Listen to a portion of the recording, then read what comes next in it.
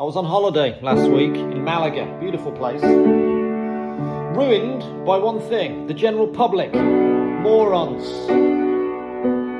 And the worst thing they do, breakfast buffet etiquette.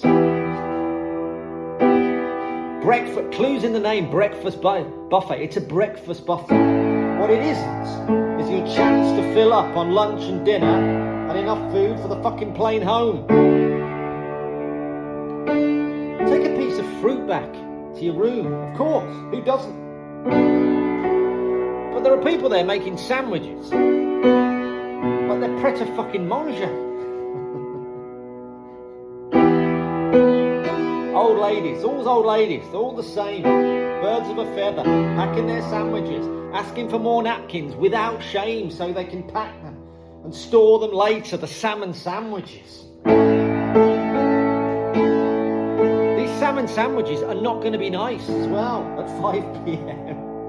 in the 30-degree sunshine. They're going to stink worse than your attitude.